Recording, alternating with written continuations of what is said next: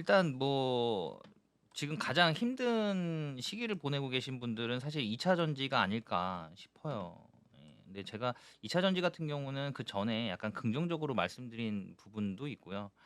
지금 여기서 어떻게 더 내려갈까 싶기도 한 그런 상황이죠. 일단 삼성 SDI입니다. 예, 삼성 SDI인데 이 삼성 SDI 지금 아마 보유 중이신 분들은 너무 힘드실 거예요. 이게 지금 78만 원부터 내려오기 시작해서 지금 17만 8천 원까지 내려왔으니까 예, 엄청나게 이제는 추가 매수하기도 힘드신 상황이 아닐까 이미 다 하셔가지고. 근데 이런 주가가 가장 힘들거든요. 이렇게 시름시름 내려가는 종목. 이렇게 음. 시름시름 이게 확 그렇네요. 내려가는 것도 아니고 네. 이런 식으로 시름시름 이러면 팔 수도 없어요. 그쵸. 언제 반등할지 모르니까 팔 수도 없어서 기대감이 계속 이제 생기다 보니까 팔 수도 없는 그런 상황입니다. 그럼에도 불구하고 또 계속 내려가요. 예. 근데 아마 조만간 바닥을 찍지 않을까 저는 그렇게 보고 있고요. 사실 삼성 SDI 같은 경우는 그 미국의 GM사죠. 예, GM사와 지금 합작 법인을 설립하면서 전기차에 대한 그런 어떤 배터리에 대한 그런 수요를 지금 맡아서 하고 있다. 도맡아서 하고 있고 삼성 SDI 같은 경우는 3월 달이죠. 올해 3월 달에 유상증자 2조 원을 성공시키면서 일단 추가적인 자금 확보가 마련되는 상태이기 때문에 공격적으로 이제 2차 전지 산업에 대해서 좀 발빠르게 좀 움직이지 않을까 그렇게 보고 있고요. SDI 같은 경우도 지금 미국에 이미 공장을 많이 지어놨어요. 네, 공장을 굉장히 많이 지어놨기 때문에 거의 5조 원 가량 투자를 해서 미국 내에 공장을 다 지어놨습니다. LG 엔솔 같은 경우는 이미 공장이 가동이 되고 있는 상태에서 미국에서 지금 배터리를 생산을 하고 있는데 삼성 SDI 같은 경우도 조만간에 좀 이슈가 나오지 않을까. 사실 이 차트를 지금 이렇게 놓고 보면 좀 그런데 길게 놓고 보면 그 전에 요 부분이거든요. 상승 초입이죠. 예, 음. 초입부터 굉장히 큰 산을 만들었죠. 와, 엄청나게 큰 산을 만들었거든요. 여기서는 이제 바닥까지는 거의 다 내려왔다. 사실 보시면 요 부분이 어떻게 보면 그 전에 강력한 저항자리라고 보시면 될 것 같아요. 이 부분이 그렇기 때문에 여기에서 주가가 탄력적으로 상승을 못했던 부분인데 음.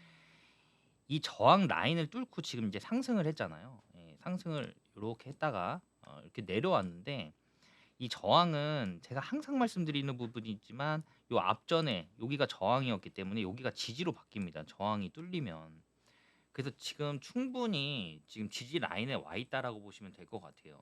여기에서는 저점 매수가 충분히 들어올 수 있는 상황인데 사실 삼성 SDI 같은 경우나 아니면 뭐 에코프로라든가 LG 엔솔 같은 경우는 이제 조금 약간은 무거운 종목이죠. 그러다 보니까 이 상승의 주체가 누군지가 되게 중요해요. 개인은 이 종목을 들어올리기가 사실 쉽지가 않거든요. 외국인의 수급이 들어와야 됩니다. 근데 외국인의 수급이 지금 안 들어오고 있죠. 달러가 강세라 그래요. 음. 음. 그래서 달러가 떨어지게 되면 분명히 외국인의 수급이 들어올 것으로 예상이 됩니다. 이게 달러를 보통 지금 미국 트럼프는 되게 어려운 상황이에요. 그쵸. 예. 왜냐하면 달러를 내리려고 하거든요. 맞아요. 근데 달러를 보통 네. 그 안전자산으로 해서 가지고 계신 분들 있잖아요. 그쵸. 달러로 안 갖고 계세요. 어떤 걸로 혹시 갖고 달러 좀 있어요? 갖고 계세요? 아니요. 전혀 없어요. 그래요? 갖고 달 있었어야 되는데. 그래요. 그러니까. 근데 달러로 보통 안 갖고 계시고 그 달러를 채권으로 바꿔서 아. 보통 채권을 들고 계시거든요. 그렇군요. 네. 근데 중요한 건 뭐냐면 달러를 내리게 되면 채권이 인제 좀 어 싸질 거예요. 그쵸. 그렇게 되면 미국으로 들어오는 그 돈의 양도 적어질 겁니다. 그렇겠네요. 근데 최근에 중국이 공격적으로 미국 채권을 팔고 있어요. 어 왜 그런 걸까요? 일단 이제 미국을 극복하겠다라는 거죠. 그쵸. 그리고 미국을 때리겠다라는 거죠. 나 본격적으로 너네 자꾸 이런 식으로 하면은 음 난 너네 채권 팔아 가지고 음 너네 완전 경제 시장 완전 엉망으로 무너뜨리겠다. 무너뜨리겠다. 딱 그쵸. 요거거든요. 근데 그게 중국에서 그 어마무시한 물량이 최근에 나왔는데 그게 중국이다라고 예상은 하고 있어요. 근데 아 아직까지는 뭐 사실 뭐 미국은 알고 있겠죠. 누가 팔았는지. 그쵸. 예. 근데 여기에서 중국이 파는 물량을 미국이 일본한테 도움을 요청을 한 것으로 보여져요. 아, 이게 공식적 발표는 아니에요. 아니지만 네. 잠정적으로 네. 예상이 되는 거죠. 유튜브니까 얘기하는 거예요. 그쵸. 예. 그래서 일본은 네. 일본한테 지금 중국이 팔고 있는데 우리 채권 좀 사줘. 그래서 음. 안정화를 좀 시켜줘. 약간 요런 상황이에요. 그래서 어떻게 보면 일본하고의 그런 경제 그 협력 관계도 지금 더욱더 두터워지게 만들고 있는 그런 상황이다.